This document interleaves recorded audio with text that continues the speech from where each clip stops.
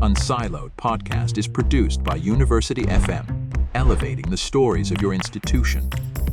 Welcome to Unsiloed. This is Greg LeBlanc. I'm here today with Jeffrey Rosen, who is the CEO of the National Constitution Center in Washington, also a professor at George Washington University Law School, also the host of the We the People podcast, the author of numerous books. The one we're mostly going to discuss today is the most recent book, which is called The Pursuit of Happiness: How Classical Writers on Virtue Inspired the Lives of the Founders and Defined America. But you've also written a bunch of books on the courts, including a book on pretty much a history of the Supreme Court and its personalities.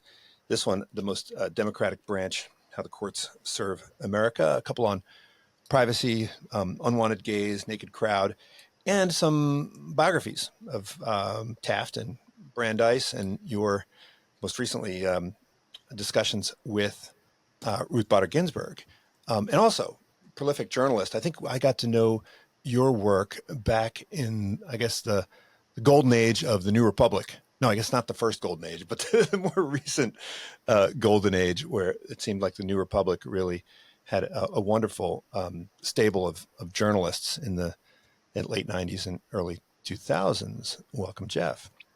Great to be here. Now, look, this book came out of a project, but it really covers, I don't know whether it's the intellectual history of the American founders and people who followed in their footsteps, who were interested in this whole idea of, I guess, what we might call personal self-governance, or the virtues, or the sources of happiness as originally defined. And then there's a bit in the book about how things have changed. In fact, you end the book with a little bit of an appendix or something that brings it close to the present, where you try and speculate as to why this way of thinking has disappeared from our educational systems and from our public life. And so I guess maybe we could start by asking, what inspired you to undertake this project, and what did it entail? I mean, it seems like you actually went back and read all of these folks, like, Cicero and Epictetus. I mean, not just the folks, the Enlightenment folks like John Locke and Hume and Algernon Sidney, but the original sources that our founders spent so much time reading. So what inspired you to launch this project? What inspired me was a series of unexpected synchronicities during COVID. I realized that both Thomas Jefferson and Benjamin Franklin had drafted lists of virtues for daily living. And both of them had chosen as the motto for their project a book by Cicero that I'd never heard of called the Tusculan Disputations, and a definition of happiness that was unfamiliar to me. Franklin's motto from Cicero was, "Without virtue, happiness cannot be." And Jefferson, when he was old and people would ask him for the secret of happiness, would send a passage from the Tusculan Disputations that said, "He who has achieved tranquility of soul, who's neither unduly exuberant or unduly despondent, he is the wise man of whom we are in quest. He's the happy man." So basically, I thought I've got to read the Cicero book because it was so important to both Franklin and Jefferson in their definition of happiness, not as feeling good, but being good, not the pursuit of immediate pleasure, but the pursuit of long-term virtue. But what else to read? Then I found this golden reading list that Jefferson would send out to anyone who asked him how to be educated. And he'd send it to kids who were going to law school and friends of his. And it had both a kind of extremely rigorous reading schedule. You had to get up every morning before sunrise and read moral philosophy, and then political philosophy and history in the morning, and science in the afternoon, and poetry and Shakespeare in the evening, 12 hours a day.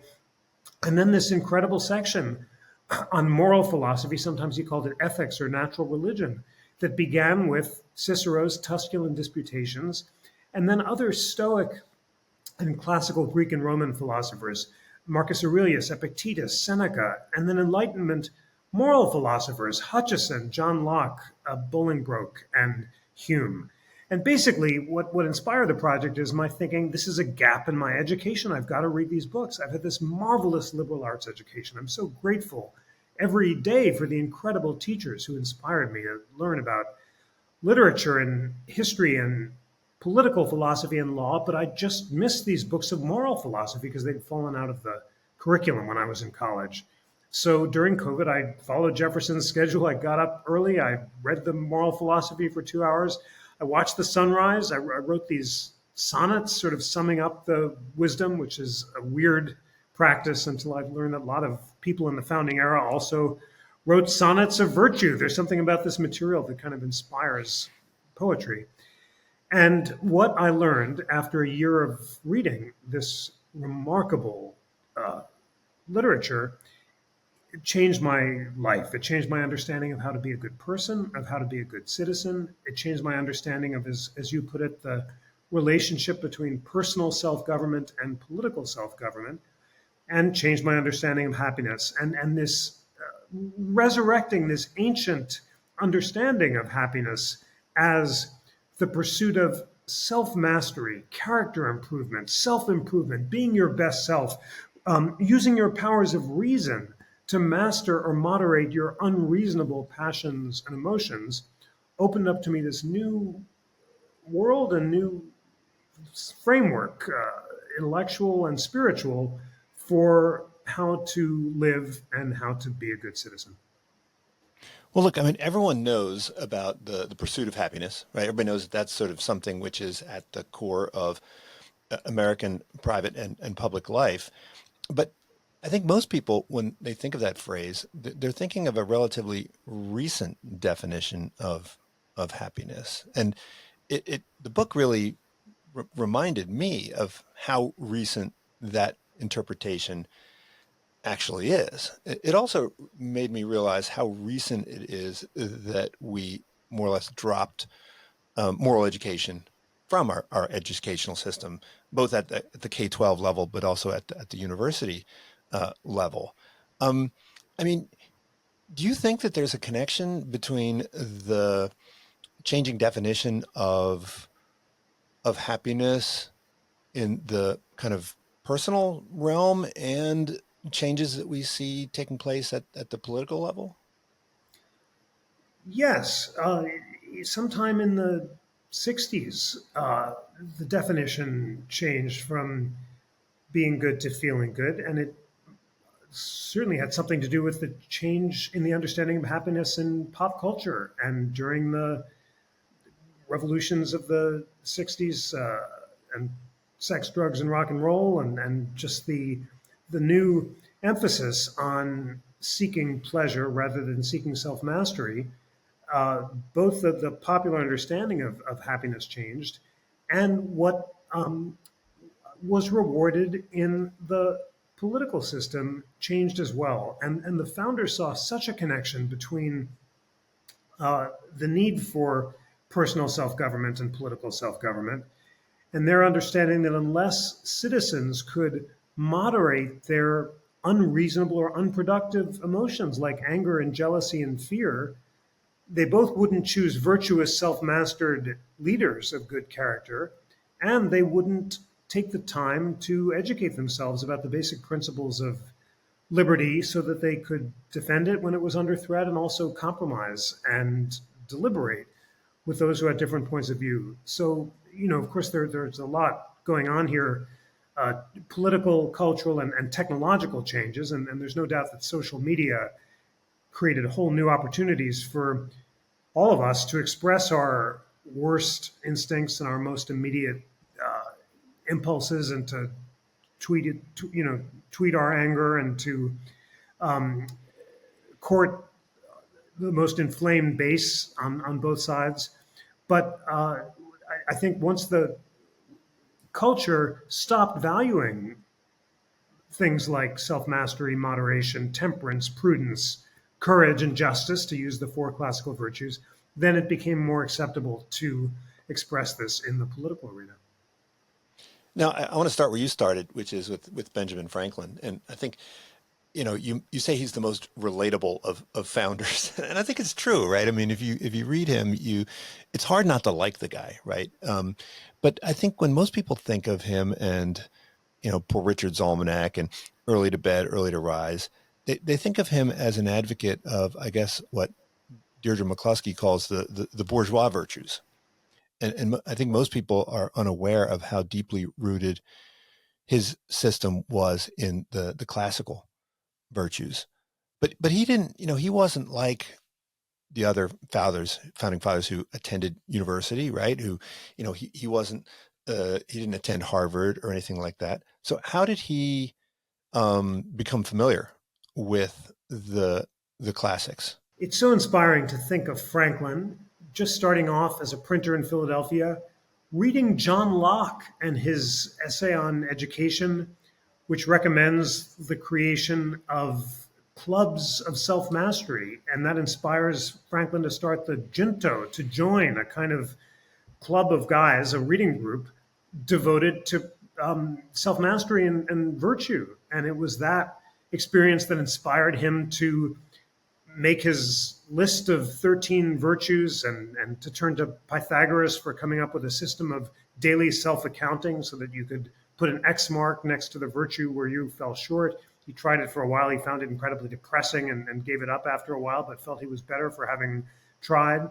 And where did he get his reading? He was scouring classical moral philosophy so that he could come up with nuggets to print in the Philadelphia Gazette. Early to Bed, Early to Rise was his snappier version of a much more lugubrious maxim from a kind of 17th century English manual. But he read Socrates' Memorabilia. That was his favorite book, was Xenophon's Socrates, which he loved so much that a friend of his found that her daughter, while reading Xenophon, said he talks just like Dr. Franklin, because that's how much Franklin imitated his hero. And he also read Seneca and Pythagoras and the classic sources. He also deeply read Christian theologians like Wollaston and Tillotson, some of whom he printed in the Philadelphia Gazette, who were struggling to reconcile faith and reason and to achieve what they called a kind of reasonable Christianity, which insisted that there's no contradiction between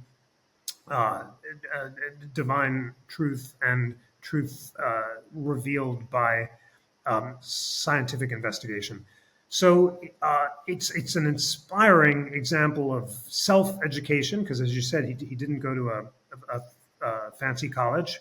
He just founded one as the founder of the University of Pennsylvania. And then he recommends as the core curriculum for the new College of Philadelphia, Samuel Johnson, who's another textbook writer and theologian in this reasonable Christianity school, who's also trying to reconcile faith and reason based on his reading of the classics.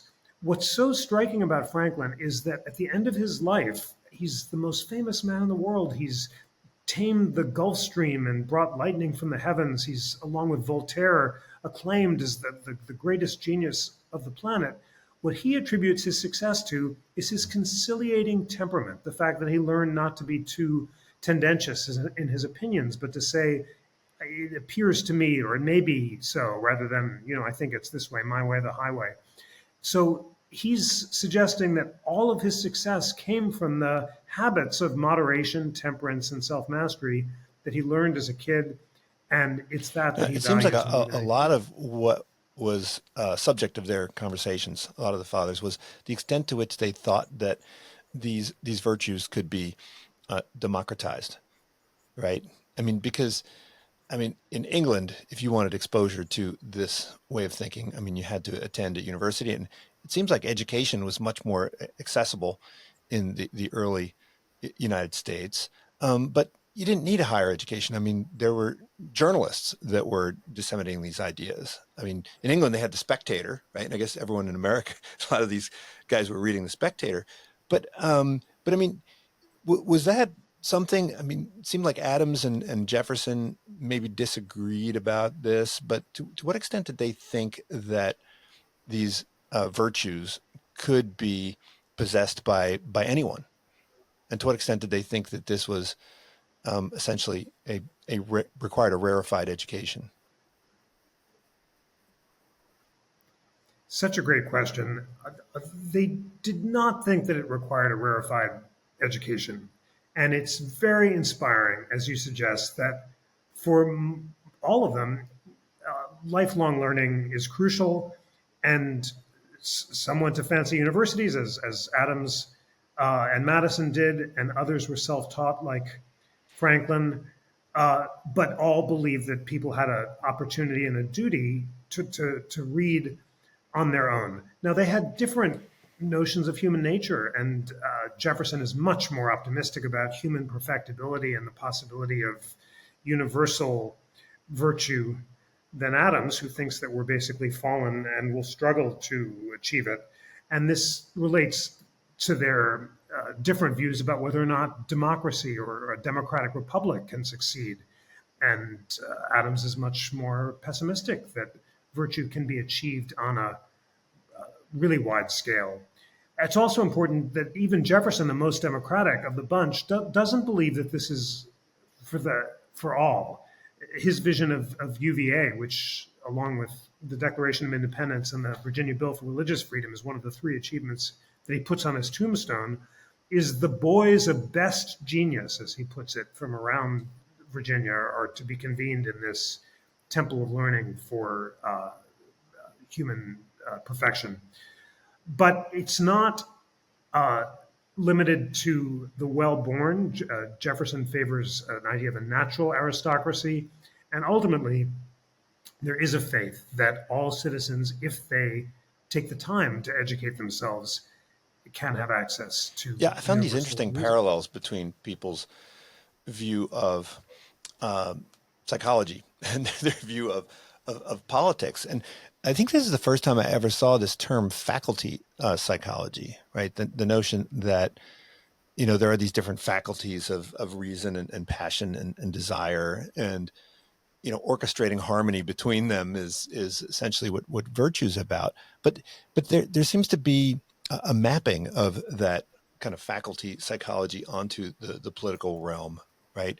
When people talk about the separation of powers, they talk about how these different parts of the government are going to represent the strife between these different faculties. I mean, to what extent do these different political philosophies stem from views of human psychology? They stem directly from it. And that idea of faculties or powers that we all have, including reason in the head, passion or emotion in the heart, and desire in the stomach, comes from Pythagoras, and then it's channeled by Plato, and it becomes the centerpiece of the political psychology of the founders. There's a wonderful book by Daniel Walker Howe, The Making of the American Self, Jonathan Edwards to Abraham Lincoln, that traces the roots of faculty psychology, starting with the Puritans and the founders and Edwards, and describes how Madison used faculty psychology both to chart the constitution of the soul and the constitution of the state, and how notes the connections between the separation of powers and Madison's vision for the various branches checking and balancing each other, and the idea that the same faculties are supposed to check each other in the constitution of the soul. It's remarkable how directly the political and the psychological are connected, and it all comes what together. I find interesting is that each of these founders seem to be aware in varying degrees about, to the extent that they failed to live up to these virtues, and it seemed like their view of people in general was conditioned in part by their understanding of their own limitations, right? So Adams was vainglorious, right?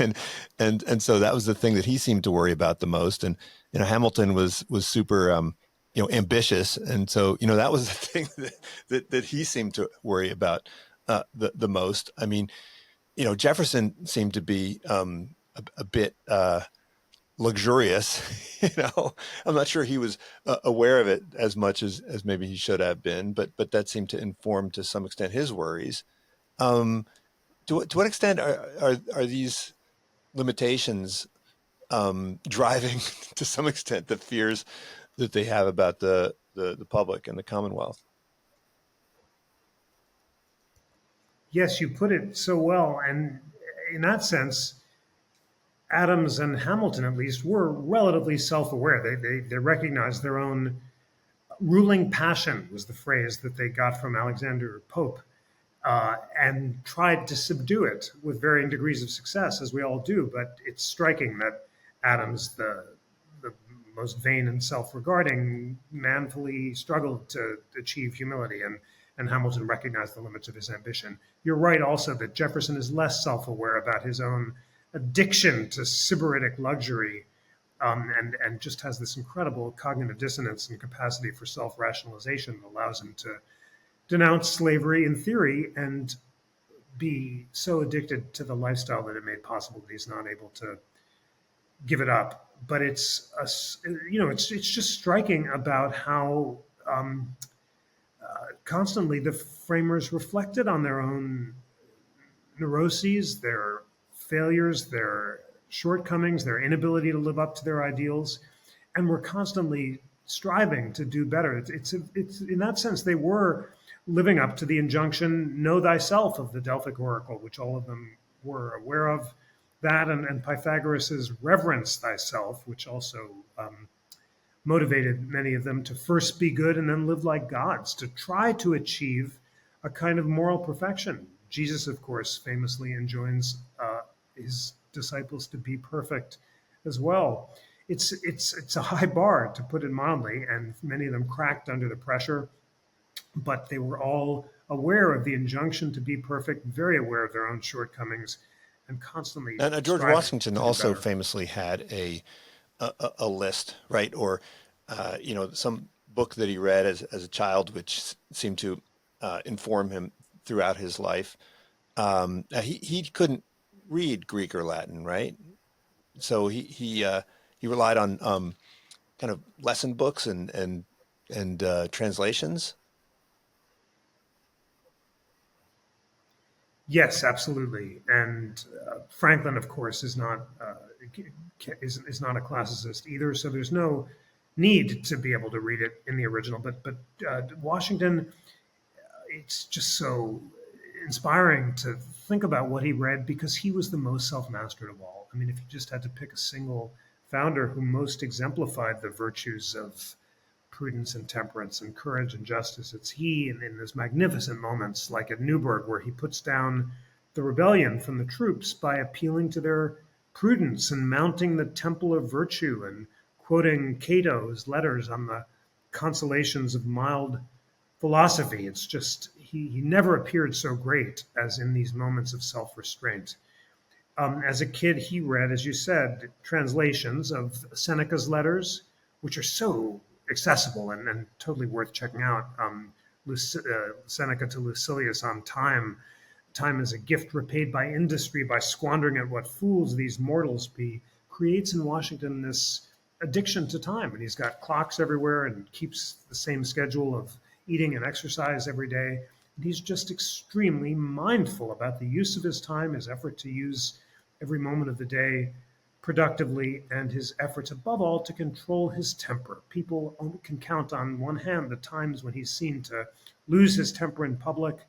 His biographer Ron Chernow thinks he may have gotten it from the fact that he had a very hypercritical mom who's always nagging him, and that was his effort to control himself in the face of um, her criticism. He resolved never to lose his temper in public, which he rarely does, and he got it from his Now, you also classical talk upbringing. about a couple of folks that I'd never really heard of. I mean, you mentioned Samuel Johnson, this guy who wrote the textbooks that everybody used in all the universities there, but also this guy, James Otis, and this other guy, James Wilson, who you said was probably the most influential forgotten founder. I mean, these are remarkable people. They're just central to understanding the American founding. And it's extraordinary that Wilson came up with the idea that we, the people of the United States, are sovereign. He's the great apostle of popular sovereignty, and it's his brilliant insight. Unlike in England, where the sovereign is the king in Parliament, in America, the sovereign is we, the people. And that leads him both to shape the preamble written by Gouverneur Morris, which had originally said, we, the people of the states of New Hampshire and Rhode Island and Providence Plantation and so forth, is changed to we, the people of the United States, partly to express Wilson's insistence that it's the national people who are sovereign, not the sovereign states or even the people of the states. And then it's Wilson who insists on a popularly elected president, and he compromises on the Electoral College, but he's initially championing a greater form of direct democracy than anyone else. So look, we live in a time where politics have gotten really nasty and fractious. And this is not the first time in American history where things have gotten pretty bad. I mean, the Civil War is one thing, of course, and that's obviously far worse. But we also saw a really bad time in American politics around 1800, right? 1796, when the Federalists and the Jeffersonian Republicans, I mean, they really got into it in a pretty nasty way. And the country was deeply divided. And so it's kind of hard for us to imagine why that's the case, given that these folks agreed on so much, that they both came from this tradition. I mean, Jefferson said, and I love this quote, he said, differences of opinion are not the same as differences of principle. Right? And he believed that, most things were differences of opinion, which meant that they could be resolved in a rational way, right? Devoid of these passions of anger and jealousy and hostility. And yet it seems like these virtuous people that were rooted in stoicism, right? They really let it all out and got pretty vicious. How do we explain that? I mean, was this just an aberration? And ultimately, how did they wind up reconciling with each other? So the founders are trying an experiment that's never been tried in human history, which is the idea of a democratic republic on a large scale. And they're not at all sure it'll work. And the main thing they're afraid of, as you said, is faction, which Madison defines as any group, a majority or a minority, animated by passion rather than reason, devoted to self-interest rather than the public good. And every small-scale democracy in the past has fallen. Greece fell and Rome fell. And democracies in the ancient typography would always succumb to demagogues and the mob. And the founders are very concerned that America too will fall to a Caesar on horseback who will come and flatter the people and persuade them in exchange for cheap luxuries to give up their liberty. So they're not at all optimistic that the experiment's going to succeed. They have few models for democracy or republics being tried on a wide scale. And that's why the whole point of the Constitution is to slow down deliberation, to prevent mobs from forming, to have ambition check ambition, and through separation of powers and vertical and horizontal checks like federalism, prevent passion from getting the better of reason. As you said, in the election of 1800, their worst fears seem to be realized when the first political parties are formed in ways that they never expected to have them form, and the Constitution almost breaks.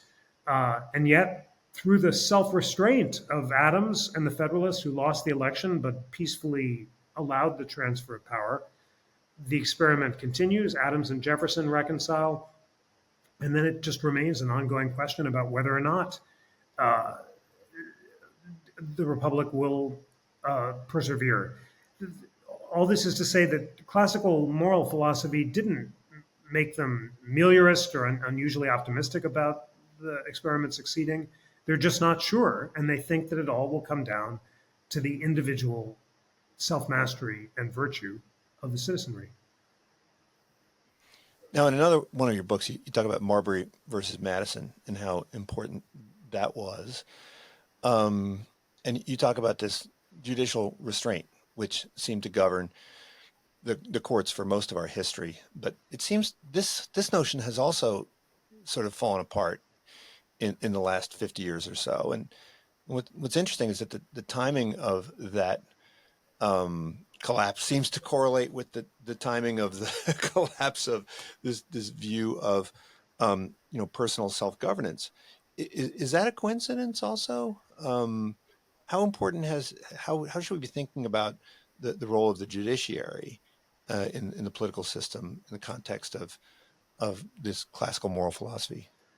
I just did a great episode on our We the People podcast with Randy Barnett, a libertarian scholar who has a new memoir out about the making of an American originalist.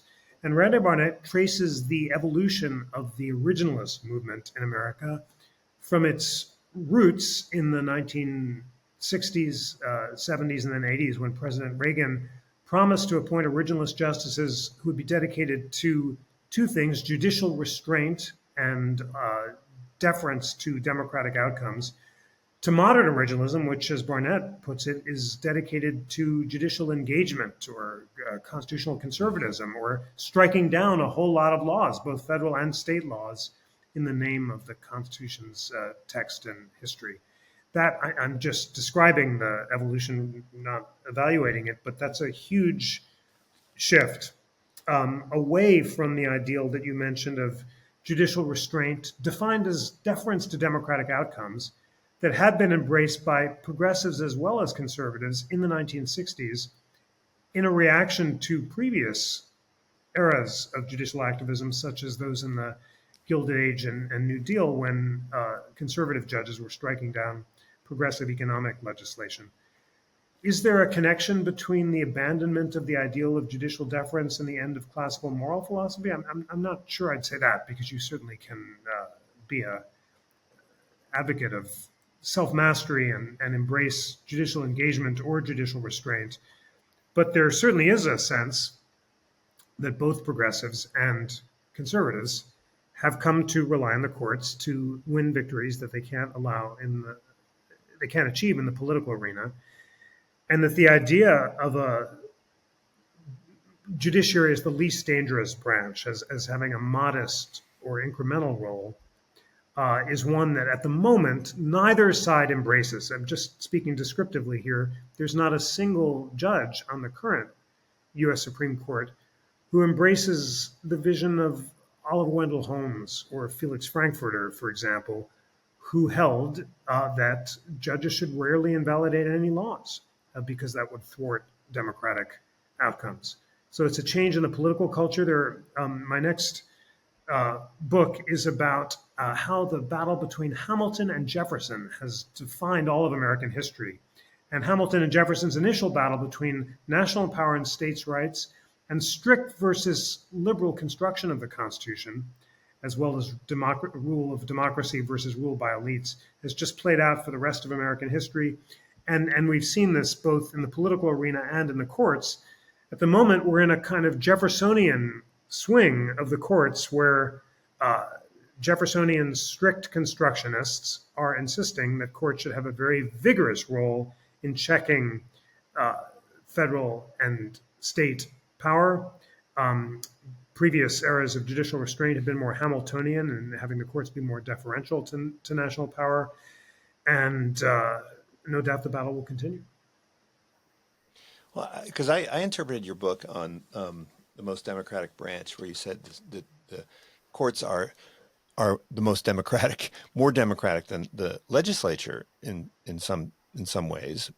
I interpreted that as meaning that they have sort of a more considered, reflective, and longer term view of what the public wants, and that the legislature can sometimes swing wildly back and forth and be captured. And I thought that was in some ways an allusion to the idea of reflective happiness, or happiness well considered, or whatever the phrase was, as opposed to sort of, a form of hedonia, right? And so the court really represented virtue in some way, to the extent that it moderated the bouncing around in extremities that sometimes you get with the legislature. I love your thoughtful effort to gloss the descriptive claim I was making about how the courts behaved over history with the classical virtues. The most democratic branch was basically an intellectual history which argued that over time the courts have in fact reflected the considered, thoughtful, sober second thoughts, deeply held values of the people rather than the immediate impulses and factionate swings of their representatives. And on the rare occasions when the courts have gotten really out of line with those deep currents of constitutional thinking, they provoke backlashes which have led to judicial retreats. That has been the historical pattern. At the moment, we're not in a phrase of deference to deeply held, settled understandings, but instead an effort to enforce a contested understanding that is held by, if anything, a narrow majority of the people. We have a deeply divided, polarized country, divided about constitutional as well as political values, and the court is in a very aggressive mode of trying to impose a particular vision of government and the administrative state in particular over a divided nation. Whether the historic pattern will hold and it'll provoke a backlash, whether the backlash will be effective or not remains to be seen. But I really like your idea that the court at its best, in exercising judicial self-restraint, which includes those judicial virtues of moderation, prudence, temperance, courage, as well as justice, is also tempering the temporary passions of the people and instead reflecting their long-term values. There are a couple of moments in the book where it's hard not to be moved by the behavior of some of these folks. I mean, not just when you talk about Washington, of course, but also when you talk about Lincoln and Frederick Douglass. I mean, these two were remarkable individuals, and they seem to share a common vision in many ways. And you point out that both of them had been exposed to this thing called the Columbian Orator, right? Which was kind of like a textbook that was used all across America. We as historians, we tend to ignore the things that are at the textbook level, right? But these are the things, they printed far more of these things probably than they did, publish any primary texts. And these are the things that really influence how people think. You also mentioned later, like the McGuffey reader, which is another thing that, a lot of people were raised on, even in like New York public school systems. I was wondering if did you go back and read those as well, in addition to reading all of these primary sources? Yes. The Columbian Orator has been reprinted by David Blight, the great biographer of Frederick Douglass. And I read it, and everyone should read it. It's got excerpts from classical moral philosophy, from Benjamin Franklin, as well as this incredible dialogue on slavery, which inspired Frederick Douglass to be an abolitionist. And I agree with you, there's nothing more moving, I think, in all of American history than the vision of Frederick Douglass, so devastated when he realizes that his wicked master has forbade him from learning how to read. And at that moment, he feels more shackled than even when his body is in chains. And he goes onto the streets of Baltimore and buys reading lessons with bread. And then he buys with bread this book, The Columbian Orator, this golden book that when he reads it, changes his life, changes his conception of himself as a man and as a citizen, and resolves him to be like the slave in the dialogue who's arguing through reason for his own freedom. And then he goes on to be the greatest freedom fighter of his time. It's incredibly moving and inspiring. It reminds us that this wisdom is not the provenance of elite white men. You don't need a fancy education. You don't need privilege. My goodness, I mean, you, you just need the resolution um, to read. And that single book, just these excerpts of this great learning, inspired so much more learning from Douglass, who was responsible for inspiring so much freedom. It's incredibly moving, for Lincoln too, in a log cabin, inspired both by the Columbian Orator, which sold hundreds of thousands of copies. This is the runaway best-selling textbook of its time, as well as the McGuffey Reader and Murphy's English Reader, another book that Lincoln read by candlelight in the log cabin. Isn't it an extraordinary reminder of how just excerpts from this great wisdom totally transform lives and inspired so much light and learning? Well, I guess I was wondering if you had any thoughts on the role of character education in education. We don't see a lot of it. I mean, it's been stripped out of the curriculum at all levels. I mean, when I was in law school, I got a lot of exposure. I had some wonderful teachers and mentors who spent a lot of time talking about character and what it means to be a lawyer. But I think that was probably rare, even within law schools. So, I mean, what is the role of character education? Is it something that needs to be incorporated at all levels? Is there too much disagreement in our country as to what constitutes good character to include something that would be a shared vision of character? Do we need to have multiple visions? Do we need to eliminate the ban on character education, maybe allow a bunch of competing visions of what good character is? Well, I shared in the book the fact that when I was a student in the 1980s in college, I was yearning for some kind of guidance about how to live, and it was the greed is good decade, and you do you, and let it all hang out.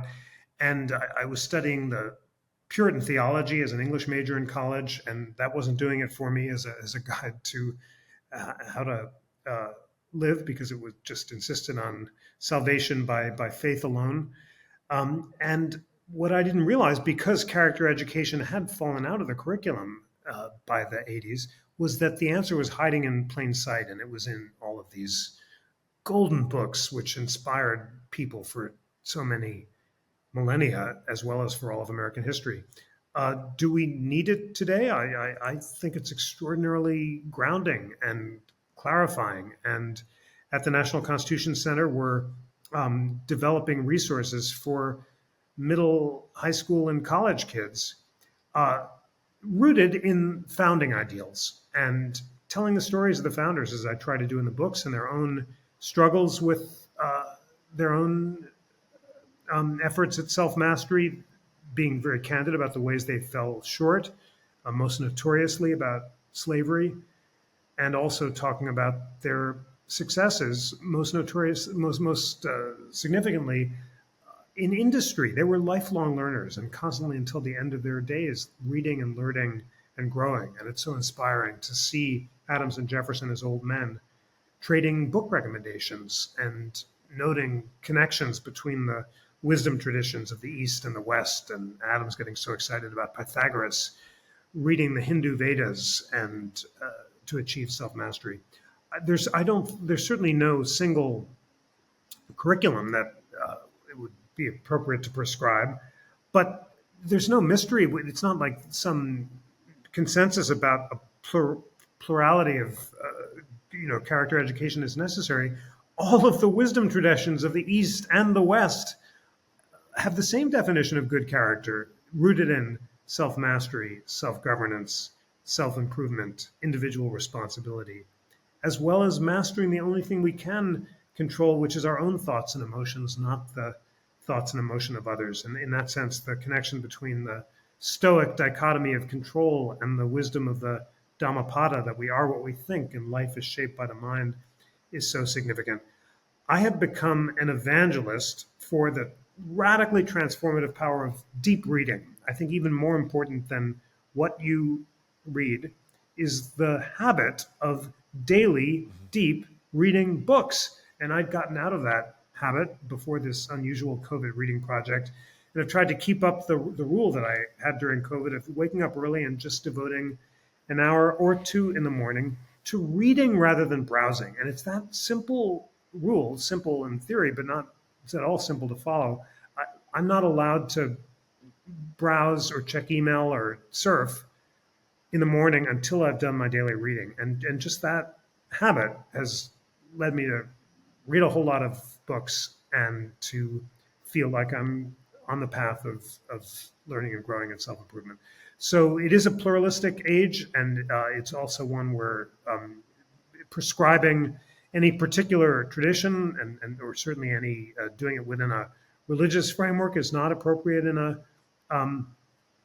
pluralistic society. Now, of course, you can pursue this path through religion, but you also through not outside a religious framework as well. And it's urgently important that each individual decide for him or herself, according to the dictates of conscience, how to lead a good life. However, I believe that the greatest threat that we have is that people are not reading anymore. And that's a failure that I share as an adult. Our kids are sharing it. We know that the screens are so distracting that people are spending a lot of time browsing rather than reading, and simply coming up with material that will inspire people to do deep reading about founding values is one of our urgent missions at the National Constitution Center. Well, I mean, I think it sounds a bit disparaging to refer to Cicero and Seneca as self-help authors, but that is sort of what they were, and it's interesting to see that their ideas are making a comeback thanks to positive psychology and cognitive behavioral therapy, right? And so it's sort of academically respectable now because it's done through psychology, and we've had randomized control trials to demonstrate the impact of these different interventions. I mean, have you seen anything? I mean, I noticed there are these movements like Stoicism is making a comeback, right? Even Epicureanism is making a tiny bit of a comeback, and people are going back to these original authors. Maybe I'm overestimating it because I live in such a isolated, pond, but it does seem like there's a bit of a comeback there. I'm just blown away and grateful for the fact that people around the country are responding to this message, and both in individual notes from readers and also some really moving events around the country in Cooksville, Tennessee, and Elkhart, Indiana, and groups of citizens who've just are gathering in churches and community centers because they're hungry to learn about founding values and about character education. And we've just had some very powerful discussions of people who are yearning for an alternative to the hedonism of pop culture and just want to return to these great books. So my experience and both on my own and talking to readers is that the wisdom is so clarifying and so grounding that people really are responding to it, and it's very exciting to be part of a movement to resurrect the pursuit of happiness. Well, look, a lot of things that you point to in recent history, whether it's the Me Decade or narcissism or greed is good. I mean, these things. It seems like the founding fathers prophesied this, and de Tocqueville certainly prophesied it. I mean, it seems like there's always been this tension in American life between the idea of greed and luxury and self gratification and the idea of virtue. I mean, do you think that de Tocqueville and the founders thought that this was a war that was ultimately going to be lost? I mean, or were they fundamentally optimistic that this kind of battle for virtue could be won? I mean, it varied. It depends. They had different views. Some are much more pessimistic because they have a dark view of human nature, and others are more optimistic because they believe in human perfectibility. But this is the battle of the ages of the individual soul. The definition of virtue is essentially impulse control. It's the marshmallow test. It's, are you going to demand uh, the marshmallow now and get one, or can you wait 15 minutes and get two? And the kids who could wait in that famous Stanford test did much better later in life. And the founders knew how hard it is for any human being on a daily basis to resist the immediate gratification. It's a constant battle for anyone, for all of us. And they struggled on their own, and then they had to try to project the question of, could it be achieved on a wide scale? Because a republic requires not just that a few elites achieve that self-mastery, but that it be achieved among, hundreds of thousands or millions of our fellow citizens. And the the jury is always out. Well, last question. You mentioned journalism in the book, and there were some folks that were very optimistic that journalism would be a way to distribute these ideas, which were once limited to the elite. But it seems like journalism, at least in recent times, seems to be doing the opposite. Do you think that, I mean, is there a way of rethinking journalism? I've always wondered about the extent to which journalism as a profession could have some enforceable professional norms which would restrain journalists from pandering, I guess, to the worst elements. Is this something which is essentially a losing battle in the era of social media and click maximization? So it's such an interesting question. Madison's great optimism is this new media technology, the broadside press. And he's optimistic about it both because it will allow complicated arguments like the Federalist Papers to be printed in full so citizens can just read the primary text and make up their own mind, and because it will allow this enlightened class of journalists that he calls the literati, a phrase that he gets from Condorcet, to make complicated arguments that citizens will digest. It all depends on citizens' willingness to read. And today, we're living in a world that makes the broadside press look quaint. All the primary texts of the world are online. And it just blows my mind that I was able to write this whole book sitting on my couch at home because all the wisdom of the world is just free and online waiting to be read. So I certainly don't blame journalists for the fact that citizens are not reading the primary text. That was what Madison thought was the solution. And it's even much easier for people to read the Federalist Papers now than it was in Madison's day, because it's just free and waiting for you. There are certainly there's a whole new economics of journalism and incentive structure that encourages the most factionate and partisan voices. And you just get hammered as a journalist if you try to go to the middle and betray your tribe. And it's, I started in journalism in the 90s, and the kind of moderate long form intellectual journalism that I was able to do at places like the New Republic and the New Yorker and the Atlantic back then is much harder now because of Twitter.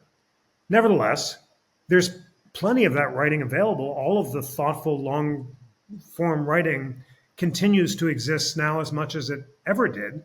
It's just the enforcers and disciplinarians on Twitter, the sort of politics of the mob, that's afflicting journalism in the same way that it's afflicting politics. So I certainly don't think there's no such thing as a journalism profession. There's no ethics rules that could be or should be enforced. There's all sorts of wonderful, thoughtful, deep writing. And as I said, there's the possibility for the deepest reading because all the primary texts are up there. I really think that the solution is to inspire citizens to read, to have the habits of deep reading, not to get news from the loudest platforms, or the Instagram or X or whatever, and to go back to the primary sources themselves. I've also, in addition to deep reading, have become an evangelist for the imperative need to read Supreme Court opinions, both the majority opinions and the dissents. And I think that citizens really have an opportunity and a duty to read the primary sources, both the majority opinions and the dissents, so they can make up their own mind. And the same for news. We can always go back to the primary sources and make up our own minds. So much more important to just inspire these habits of deep reading and engagement so that we can take advantage of this marvelous world we live in where all the primary sources are online. Well, we didn't even get a chance to talk about Louis Brandeis, who is a remarkable person. And I think he kind of exemplifies what de Tocqueville talked about, right? Where de Tocqueville said that the lawyers are like the aristocrats of America. I mean, is there anything of that left? I mean, you're teaching in a law school? Do you see our lawyers as representing anymore a bulwark against the worst inclinations of the political system?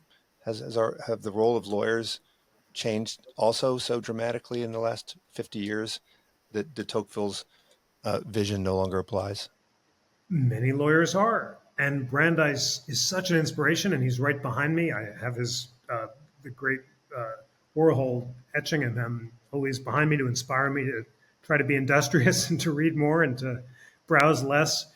And I just have the incredible privilege at the National Constitution Center of moderating and hosting wonderful discussions among scholars of different perspectives, citizens of different backgrounds, including lawyers, and school kids from middle school, high school, college. And there's so many citizens across the country who are deeply engaged in the project of deep reading and learning, of listening to different perspectives and trying to implement them in their communities. So I have the privilege of being able to go behind the noise of the loudest voices on Twitter and social media, and just seeing the yearning in this country and the deep engagement among lifelong learners to actually be part of the Republic of Reason and to live up to the high status of citizen that the founders expected. There's lots of wonderful work going on at all levels, great engagement. And for me, it's an antidote to the polarization, to the grave challenges of democracy that we face.